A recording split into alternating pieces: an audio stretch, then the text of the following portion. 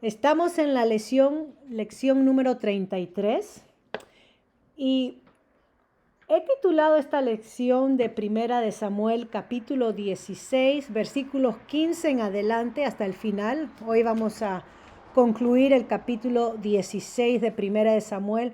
Lo he titulado Terapia Musical. Terapia musical.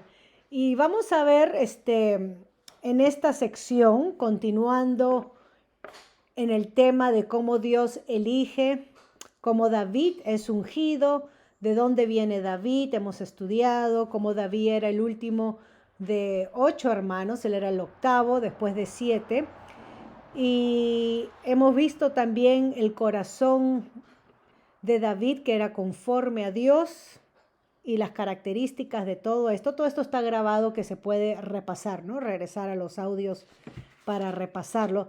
Hoy veremos entonces el vínculo que hay entre el Espíritu de Dios llegando sobre este muchacho David al ser ungido por Samuel, que todavía no se revela para qué es ungido. Nosotros, porque conocemos la historia, sabemos que él es ungido para ser rey, pero nadie de los que está presente, su familia y los ancianos de la ciudad saben de qué se trataba este ungimiento especial, ¿no? O sea, el ungimiento era el ser apartado para una comisión específica. Y en el Antiguo Testamento se ungían a los reyes, a los sacerdotes y a los profetas, a reyes, sacerdotes y profetas. Profetas no tanto, reyes y sacerdotes se ungía. A los reyes y sacerdotes se apartaba porque Dios traía la palabra sobre el profeta, así que no había un ungimiento público, eran reyes y sacerdotes que eran ungidos en Israel y eran apartados, comisionados para algo. Y acá el pueblo entonces no sabían para qué es ungido este muchacho, queda en cuestión, en duda. Desde ese momento de que David es ungido, dice que el Espíritu de Dios se apodera o viene sobre él para actuar en su vida. Y nos dice el texto que opuesto en esto, el Espíritu de Dios se apartó de Saúl y vino entonces un espíritu malo que lo atormentaba. Dios se apartó su protección del rey, ya que el rey había decidido operar independientemente bajo sus propias reglas y criterios, Saúl.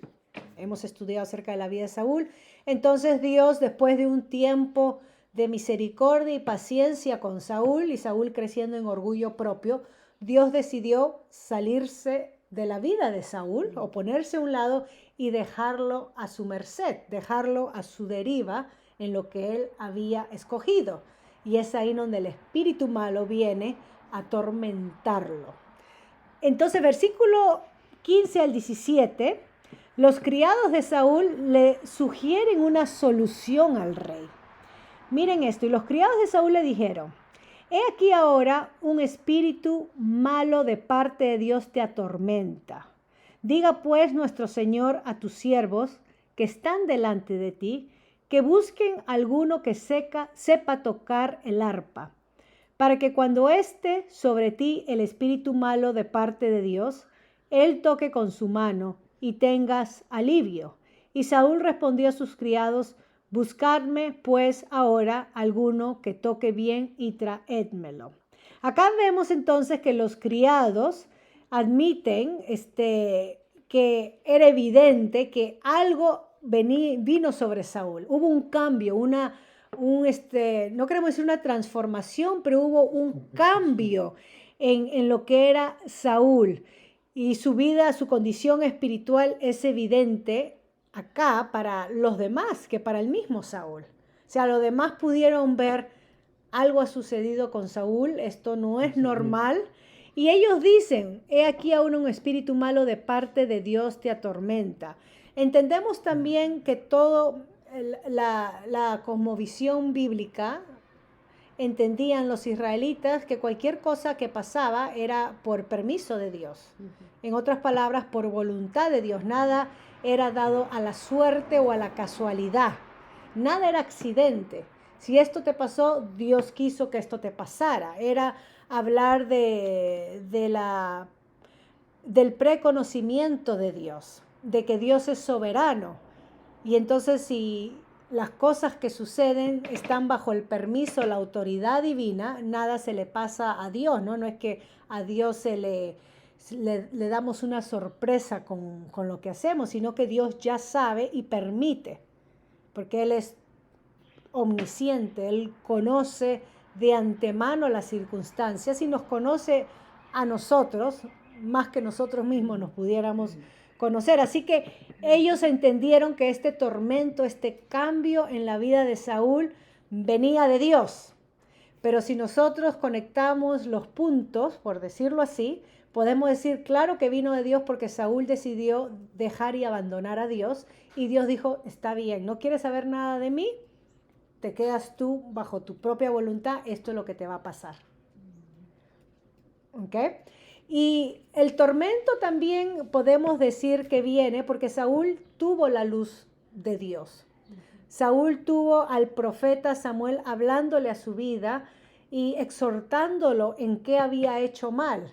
Pero no leemos en ninguna parte que Saúl se arrepintió, no solamente que se apesadumbró, pero que se arrepintiera y reconociera y tome un cambio su vida hacia Dios. Vemos que él reconoce que hace mal, pero bueno, acompáñame para no quedar yo mal.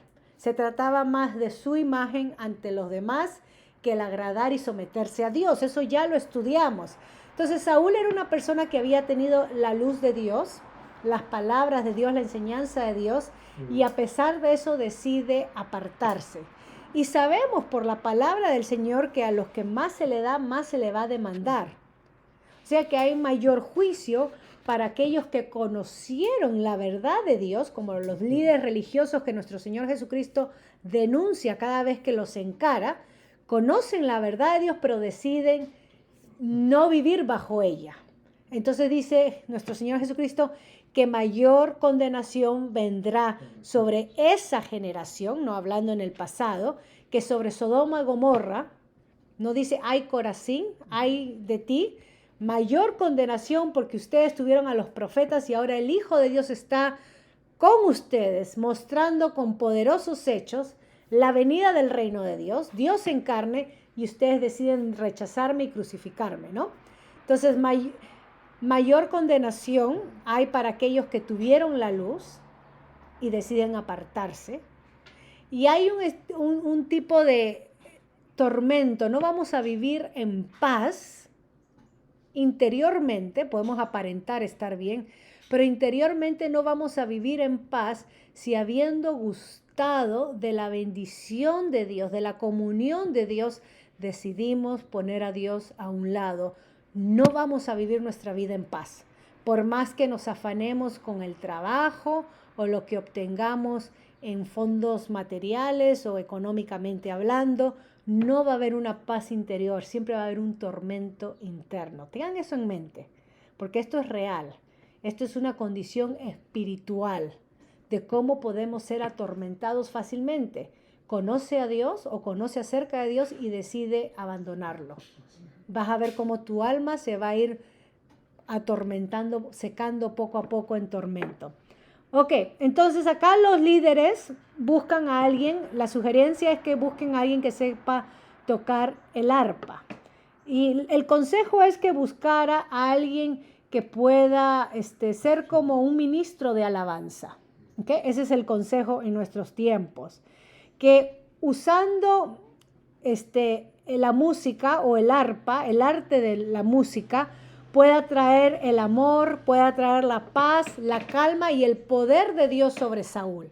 Es la idea. Alguien que tenga habilidades musicales para que a través de sus habilidades musicales pueda traer calma a la persona, pueda traer amor, seguridad y el poder de Dios, la presencia de Dios. ¿Okay? O sea, en otras palabras, el rey Saúl necesitaba ser guiado en oración. Y para eso necesitaba a alguien que le ayude en ese trabajo. Y podemos decir que Dios creó la música con el propósito de... La música puede embellecer, traer belleza, tranquilidad, puede, sí, aquietar nuestros espíritus afanosos. La música tiene digamos, ese medio de hacerlo. O la música puede ser lo opuesto, agitarnos, volvernos agresivos, volvernos violentos verbalmente. Si constantemente escuchamos un tipo de música que habla, y se ha hecho estudios. Yo hablo uno de los capítulos que escribí sobre el impacto de la música en los adolescentes con la letra. Se ha hecho que cuando uno escucha la misma canción, por lo general escuchamos la canción porque nos dejamos llevar por el ritmo. Y la letra pasa desapercibida. No es que el ritmo me gusta, no te atrae. Pero la letra pasa, pero lo que hace es que la letra va entrando a nuestra mente como una forma de trance, una forma de automática, porque no la filtramos, no la evaluamos, y inconscientemente nos influye. Inconscientemente nos influye. Se ha hecho estudios por ejemplo, de jóvenes que escuchaban el rap, que es la canción hablada, que es más hablar que instrumento musical, y los efectos en la vida de los que escuchan rap, o la música metálica, que es una música muy fuerte, muy la guitarra eléctrica y los gritos que se dan muy fuerte, ¿no? Y muy retumba, pero también tiene efectos. O por otro lado, si no queremos ser tan radicales, nosotros los latinos quizás cuando escuchamos música romántica, estamos enamorados. O nos hacemos la ilusión de un amor. Si comenzamos a escuchar una bachata o una salsa, entonces incentivamos nuestra mente, ¿no? al romance. Si una mujer casada, la ven ustedes escuchando su bachata y la ven suspirando, y lo mismo uno dice, cuidado, es sobre qué se trata, ¿no? Entonces uno ha visto ejemplos de eso, puede ser en nuestra vida o en la vida de los demás, que tienen este periodo donde se vuelven romanticones y es porque están enamorados con alguien o terminan conectados con alguien. Bueno, la música Dios la creó con fines buenos para aliviar nuestro espíritu, nuestra alma, y para conectarnos, sea un modo de conectarnos con Dios. La música sirve para eso, para prepararnos espiritualmente y poder conectarnos con Dios. No adoramos la música, no la idolatramos, pero es la manera como se puede usar para traernos tranquilidad, paz, calma a nuestras vidas. Bueno, después de hablar de eso, le dice los criados al rey Saúl, y tengas alivio, que la música ayude a traer alivio. Una de las sugerencias que yo doy para personas que están deprimidas es, escuchan música buena, no música bonita, alegre, puede ser himnos, puede ser alabanzas, alabas a Dios. Y por lo general no, los deprimentes no tienen ganas, las personas deprimidas, de poner música o escuchar música. Entonces una de las sugerencias es empieza a poner música, alabanzas, o música que te anime, música que embellezca nuestro ser, bonita, con letras, sin letras, como sea la preferencia, para que veas el efecto que tiene en uno. Hay estudios, y esto lo predicó el pastor Castrillo, que la persona cuando canta, el corazón, las palpitaciones del corazón hace ritmo con el tiempo de la música. La música se armoniza, el corazón se armoniza al tiempo de la música. Y es verdad, y cuando uno canta en grupo, digamos cuando adoramos como congregación, como familia cristiana, dice que todos nuestros corazones se sintonizan al mismo tiempo. Y eso trae una alegría interna. Y eso lo acaban de descubrir científicamente en estudios el ritmo cardíaco, cómo eso ayuda a aliviar y a traer armonía al ritmo cardíaco la música, y más cuando es una música que eleva a uno, como las alabanzas, los himnos, ¿no? Así que hay ventaja en usar la música de una manera. Se da la descripción, versículo 18, que se nombre a un hombre, diciendo, ellos dan la descripción. Uno de los criados respondió diciendo, entonces acá vemos algo de lo que era conocido David, de su testimonio, ¿no? He aquí yo he visto a un hijo de Isaí, recuerden que eran 8, ¿ah? A un hijo de Isaí de Belén que sabe tocar y es valiente y vigoroso y hombre de guerra. Estas son características físicas de David, prudentes en sus palabras y hermoso, y Jehová está con él. Miren las características de David, y esto debe ser algunas características de los que deberían de dirigir la música en la congregación también. Estas deberían de ser características. Personas valientes, porque es mentira, hay una guerra espiritual. Que hay una guerra espiritual, prudente en palabras, que Dios esté con él. Que Dios esté con él, que es importante. Que sepa tocar. Que sepa tocar. El saber tocar, David tenía esta habilidad musical. ¿Ok? Y esto era importante. El corazón también era importante de David. Habilidad, disposición en el corazón.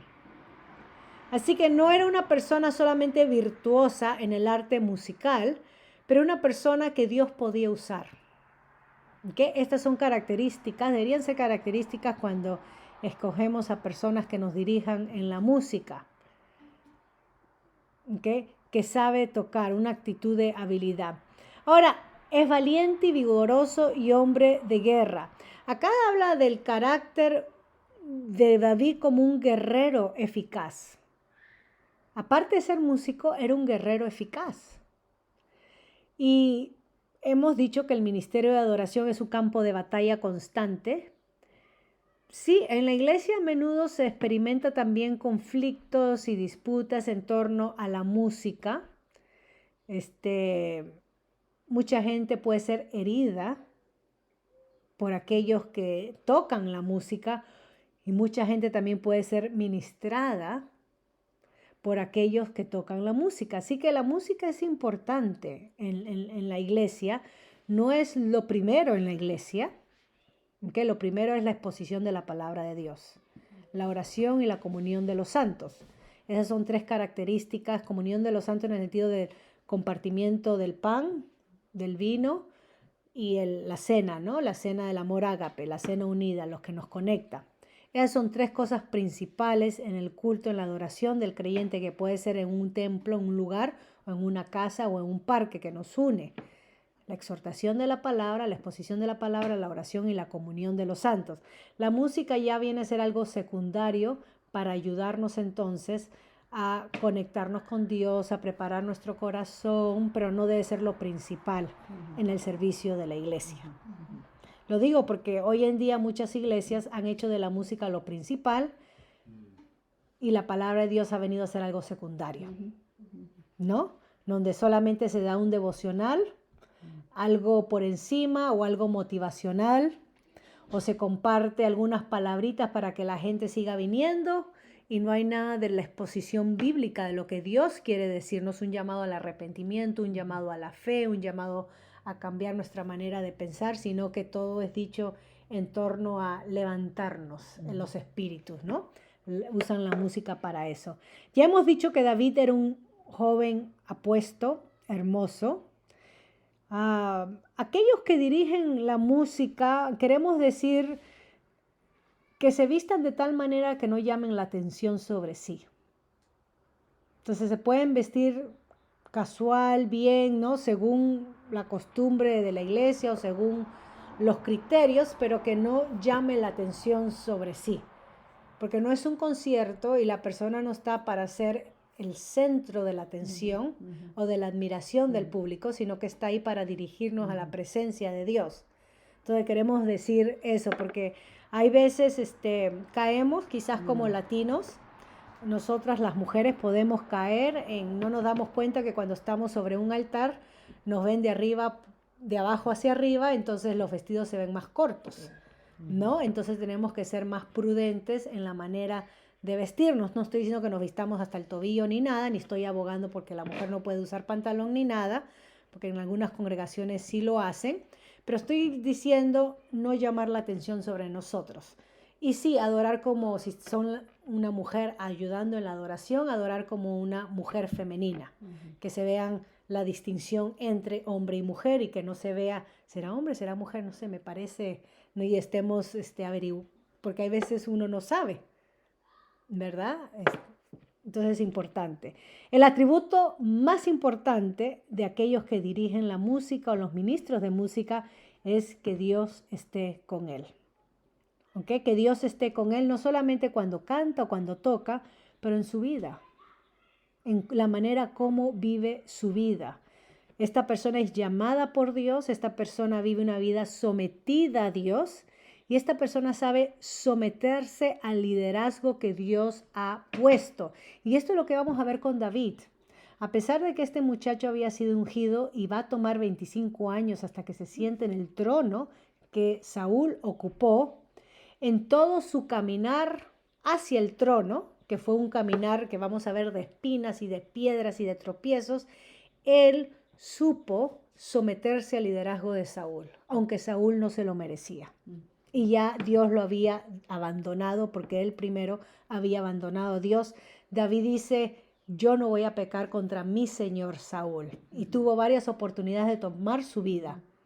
Entonces, un líder, queremos decir que aquellos que ministran en la música, sean personas llamadas por Dios, sean personas que vivan sometidas a Dios y sean personas que sepan someterse al liderazgo que Dios ha puesto. ¿Okay? Esto es muy importante. Versículo 19 al 23 entonces, ya para terminar esta sección, dice así. Miren cómo David entra a la corte de Saúl. Y Saúl envió mensajeros a Isaí diciendo, envíame a David tu hijo, el que está con las ovejas. Era así conocido como pastor de ovejas. Y tomó Isaí un asno cargado de pan, una vasija de vino y un cabrito. Y lo envió a Saúl por medio de David, su hijo. Estos son regalos que se hacen a los reyes, ¿no? Y viniendo David a Saúl, estuvo delante de él y él le amó mucho. Tengan eso en mente. Él le amó mucho y le hizo su paje de armas. Ya vimos el papel del paje cuando estudiamos a Jonatán con su paje, que subieron contra los filisteos 2 a pelear, ya vimos eso. Y Saúl envió a decir a Isaí, yo te ruego que esté David conmigo, pues ha hallado gracia en mis ojos. Y cuando el espíritu malo de parte de Dios venía sobre Saúl, David tomaba el arpa y tocaba con su mano, y Saúl tenía alivio y estaba mejor. Y el espíritu malo se apartaba de él. Y acá por eso le puse terapia musical en este sentido. Ahora, la orden de Saúl que está diciendo ahí es a Isaí que mande a su hijo. David estaba bajo la autoridad de su padre, ¿no? Vivía bajo la autoridad de su padre. Y esto es la manera como Dios va a trabajar para llevar a David al trono o preparar a David para rey. ¿Cómo se prepara un rey? Viviendo al lado de un rey. Porque por eso eran los hijos los que tomaban el trono, porque seguían en la sangre, la genealogía, y el hijo crecía viendo los negocios del padre. Bueno, ahora David va a ser como un hijo, ¿no? Adoptivo delante de Saúl y va a aprender todo acerca de lo que es un rey. Mira la manera como Dios orquesta esto. No hay casualidad, no hay qué buena suerte que tiene el rey David. Esto es orquestado con Dios en el momento que Él quita su presencia de Él. Él va a permitir que la presencia de Dios ahora delante de Saúl sea David. David va a representar a Dios para Saúl. Quiero que vean eso.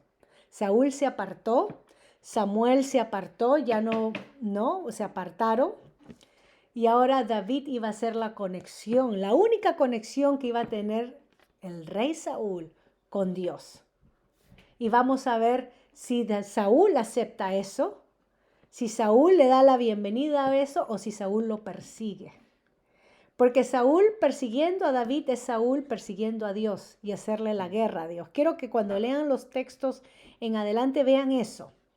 Saúl aceptando a David, amando a David, teniendo a David, es aceptando la presencia de Dios en su vida y la influencia que Dios puede traer a través de David con Saúl. Pero vamos a ver que va a haber cambios acá. ¿Ok? Entonces, podemos decir mucho de esto, pero Dios hizo este trabajo. Y entonces nos dice que David halló gracia delante de Saúl. Gracia, favor. David no tuvo que manipular su camino hacia el palacio. David no tuvo que comprar gente para llegar al palacio. Dios le dio gracia. La misma gracia que le dio a José, la misma gracia que le dio a Daniel, José en Egipto, Daniel en Babilonia. La misma gracia Dios da a las personas. Entonces, si vamos a servir y ministrar en situaciones difíciles o bajo personas incrédulas, podemos orar a Dios que nos colme de su gracia. Podemos hacer eso una oración. Entonces, Dios permitió que se le abrieran las puertas a David. Y dice el texto, y le amó mucho y le hizo su paje de armas. La buena reputación que tenía David como pastor de ovejas lo ascendieron entonces no solamente al músico personal del rey, pero a su paje de armas. ¿Ven? Esa es otra posición de confianza, ser paje de armas. Así que realmente David era muy querido, muy amado. Llegó a ser para Saúl, al principio, muy querido y muy amado. El paje de armas era el ayudante principal que ayudaba en la batalla, el que portaba las armas de la persona. En este caso, David iba a portar las armas de Saúl cada vez que Saúl iba en batalla. Así que David iba a aprender de primera persona cómo se hacían las guerras, cómo se peleaban. Todo eso lo iba a aprender en territorio, no como un soldado más, sino como el paje de armas del rey Saúl. ¿Ok? Tengan eso. Acá Dios lo va a preparar y esa es una posición para alguien de confianza. O sea, David tuvo que haberle dado mucha confianza a Saúl. Saúl era un hombre muy inseguro y muy paranoico. Pero acá vemos que David empieza teniendo confianza en Saúl. Entonces, por primera vez tenemos a David viviendo en una corte real, aprendiendo de las costumbres de los reyes y los modales y lo que se necesitaba para saber cómo ser un buen guerrero rey. ¿Okay? David, esta era su educación. Y yo le digo a mis hijos, para hacer un paréntesis en esto, yo le digo a mis hijos, cualquier trabajo que ustedes empiecen a tener ahora como adolescentes es una escuela. Porque les va a enseñar a ustedes, les digo, no lo miren como un trabajo, mírenlo como te están pagando por aprender algo. Algo que más adelante te va a servir y uno no sabe cómo. Entonces, por ejemplo, si el mayor está aprendiendo a armar casas con los moldes de madera, ¿no? El famoso framing, yo sé que le digo a mi hijo que eso no va a ser lo que te vas a dedicar en tu vida profesional, pero quién sabe que en un futuro tengas que armar tu propia casa y ahí tengas tú la habilidad para hacerlo, porque algún día como joven trabajaste y aprendiste algo. ¿Me entiendes? Entonces, cualquier trabajo no hay que menospreciar, es honroso delante del Señor el poder producir y el poder aprender para ayudar en lo que se nos venga a nuestras manos. Así que David acá estaba aprendiendo y trabajando al mismo modo, aprendiendo de su trabajo. Y cada trabajo debe de ser un trampolín para que nosotros podamos aprender. Y no debemos de menospreciar, pero ¿qué voy a aprender en este trabajo si estoy limpiando? Quizás humildad. Y si eso es lo que aprendemos, eso es mucho, porque ganamos mucho. Porque ¿cómo se enseña la humildad? No se enseña, uno no puede dar un curso de 3 puntos para ser humildes, porque ya de momento que decimos somos humildes, caemos de ser orgullosos. No hay. Entonces eso se experimenta a través de ¿a dónde he llegado, Señor? ¿Por qué me estás trayendo acá? Tú estás tratando con mi corazón, estás tratando quizás con mi afán de querer ser esto y mira, me has puesto en esto. Enséñame, Señor, enséñame a aceptar esto porque tú no desperdicias cuando trabajas en moldear a tus hijos. Todo lo usa. Dios todo lo usa. y acá vamos a ver cómo David va a ser usado. Y termina el texto entonces diciendo que David tomaba el arpa y tocaba con su mano. El arpa es una lira, ¿ok? Esa es la versión más antigua de la guitarra. Hoy en día llamaríamos una lira como una guitarra. Y no es el arpa que encontramos en orquestas, no es esa arpa, es más como una lira guitarra. ¿Okay? Y nos dice entonces, termina diciendo que Saúl tenía alivio y estaba mejor. Concluimos entonces que Dios usó a David para ministrar a Saúl y queremos decir que cuando somos llenos del poder de Dios, Dios nos va a usar para ministrar a otros. Sacamos esa enseñanza. Cuando estamos empoderados o llenos o influenciados del Espíritu de Dios, Dios nos va a usar para ministrar a otros. En este caso, David a través de la música. También vemos que David, ¿no?, lo hacía con gusto, halló gracias delante de Saúl. Queremos nosotros hallar gracia en cualquier circunstancia o situación o persona que nosotros encaremos, difíciles como sea, hallar gracia. ¿Okay? Dios estaba obrando de maneras que nadie podía ver, porque nosotros podemos decir, wow, ¿de qué manera David llega a aprender, ¿no? O al palacio, cómo es llamado por el mismo rey.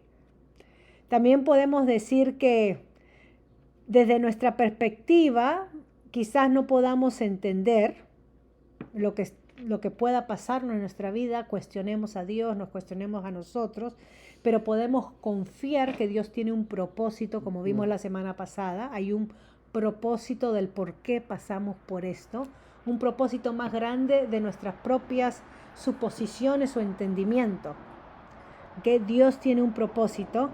E irónicamente, sin saberlo, Saúl se estaba volviendo dependiente del que iba a ser su rey, del próximo rey de Israel, el que él iba a tratar como rival en los próximos capítulos.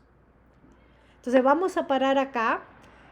El tema que hemos hablado es terapia musical en lección 33 y los principios que podemos sacar, ¿no? Cómo Dios nos ha dado la música como un arte, una habilidad para aquellos que pueden tocar, cantar, para que sirva un propósito de conectarnos a Dios, de traer calma, paz, gozo a la persona y no destrucción, no fastidio ni frustración, ni tampoco cosas ilícitas a nuestra mente, ¿no? Como hemos hablado que la música puede servir. También hemos visto cómo esto sirve de características para un liderazgo de los que sirven en la música en nuestras iglesias. Podemos sacar principios para aplicarlo al equipo que sirve en la música. Y se trata no de las personas que están al frente, no de llamar la atención, sino de poder ayudar a preparar el corazón de la congregación para que adore y reciba la palabra que sea implantada en su corazón, ¿no? La palabra expuesta por los líderes o por el pastor. Bueno, vamos a parar acá. Les invito a que sigan leyendo el capítulo 17. El capítulo 17 y vamos a estudiar esta historia famosa sobre David y Goliat, ¿okay? En capítulo 17, y yo voy a parar acá porque tenemos nuestras preguntas, respuestas, y si lo que escuchan tienen comentarios, preguntas, respuestas, siempre invitamos a que lo escriban o me manden por privado y trataremos de ayudarlo lo más que pueda. Bueno, Dios los bendiga, acá terminamos.